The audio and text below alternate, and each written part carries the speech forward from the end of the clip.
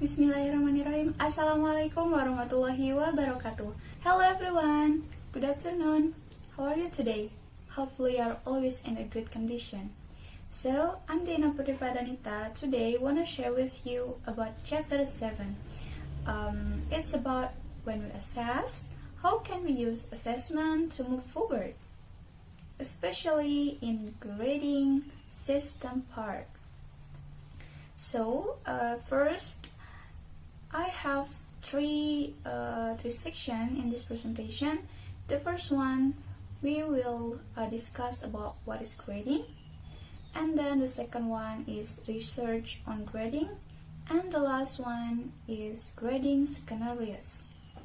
Okay, before we jump to the main point, have you ever heard about grading? I'm sure that most of you ever heard about grading, especially in grading in learning process, right?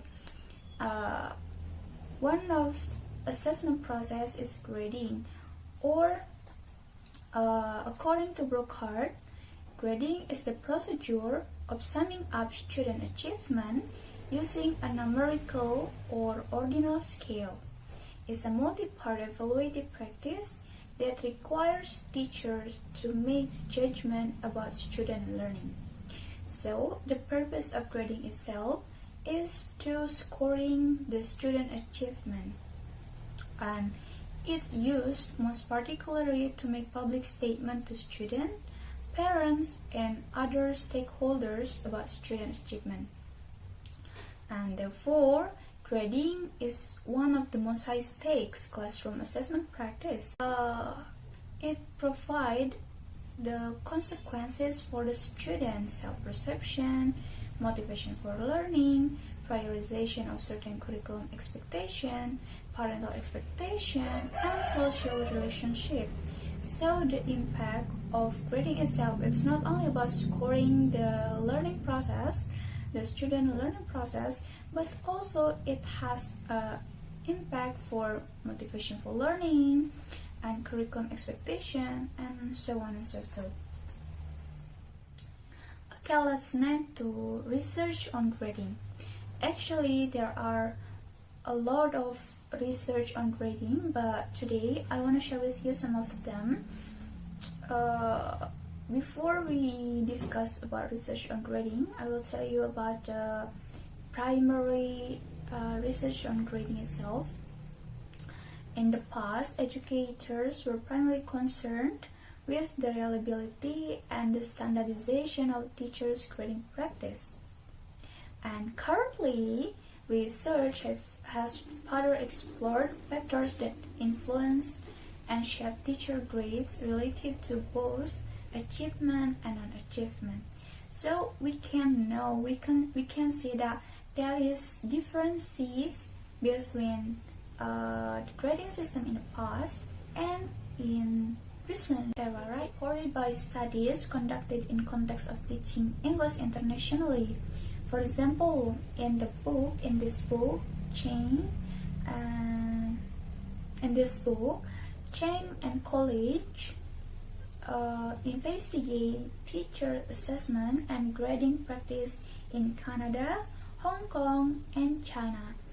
And the studies show that the teachers' grading preferences are influenced by their values about assessment, their teaching experience and training, their instructional context, and the dominance of large-scale testing. So, the teacher, when they assess, when they grade, it's not only depends on the academic achievement, but it's regarding or consider another aspect, such as their values about assessment, their teaching experience, and so on and so. MC Milan in 2008 argued that one of the most difficult issues in grading is how to deal with non-achievement factors such as effort, work habits, and motivation. It's called by academic enablers. And in other hand, Teacher must consider these enabling factors in grading because they are traits that teachers cultivate and regard as important for student achievement. Here, Jochler, 2007, used a theoretical framework of truth, worthwhileness, trust, and intellectual and also moral attentives to examine how U.S. English language teachers attempt to assign fair grades while weighting both achievement and non-achievement factors. And the result of this study indicate that grading was influenced by local grading system, teachers' perception of student efforts, and their concern for moral development. Okay, the next is about grading scenarios. As we know in the previous explanation, grading is a complex evaluative practice that requires teachers to make judgment about student learning, right? And it used most notably to make public statement to student, parents, and principal about student achievement. Due to this high-stakes nature of grading, we as a teacher work continuously to make our grading practice as true, fair, and meaningful as possible. So here we have three scenarios of grading system. You can look here. The first scenario is focusing on working to ability. To make sense, let's take a look the example. Let's jump to the example. Let's say there is one student in our class has high academic ability, and as shown by her previous work, tasks, result, reports of other teachers, and our own observation. As we look over her work for the grading period, you realize two things. The quality of her work is above average for the class, but the work doesn't represent the best that she could do. The effort she has shown has been minimal. Yes, it's low effort from her. But because of her high ability, her work has been reasonably good. In this situation, when you have this kind of student, you would the first grade your student on the quality of her work in comparison to the class, without being concerned about the amounts of work that she has done. Yes, it's not considered their effort in your class, but it's only depend on the result of her practice of her task or something like that. And also you can lower her grade because she did not make a serious effort in our class. Yes, instead she could have done better work. And in other hand, you could assign her as a higher grade to encourage her to work harder. Yes, there are three things. Okay, you can choose one of them in grading that kind of student. Okay, the next is scenario 2. You can look here. That scenario 2 focusing on missing work. For example, we are as the English teacher of a class with varying ability levels. And during this grading period, the student grades are based on the quizzes, tasks, and homework assignment. One of our students has not turned in any homework assignment, despite your frequent reminders. Yes, your frequent reminders her, but she couldn't submit her assignment on time, or maybe she couldn't do the homework, do the tasks, and something like that.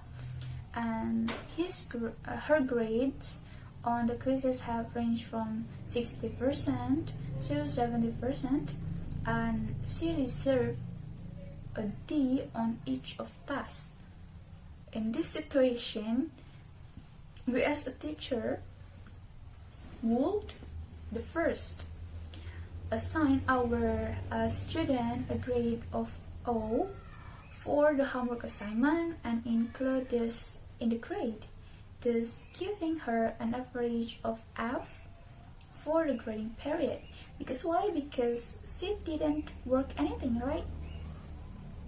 And then you can also ignore the missing homework assignment and assign our student a D. You can give her D score. And also you can choose ignore the missing homework and assign our student by C as the passing grade.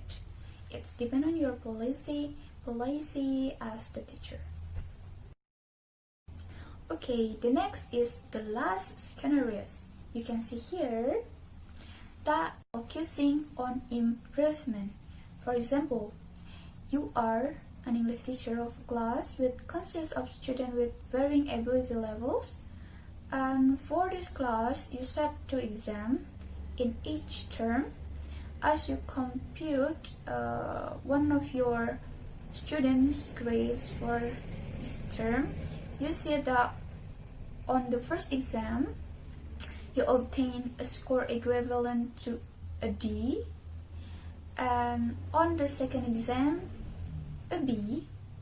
And in this situation, you as a teacher would the first assign our student an overall grade of C, which is the average of his score on the 2 exams. The first he got D, and the second he got B, and the average is C. Or maybe you can assign your student an overall grade of B, noting that there was improvement in his performance. Yes, because he has improvement in his task, so you as a teacher can give him the B score. Or maybe you can grade him on the quality of his work in comparison to the class, without being concerned about his improvement. Yes, you ignore his improvement and grading him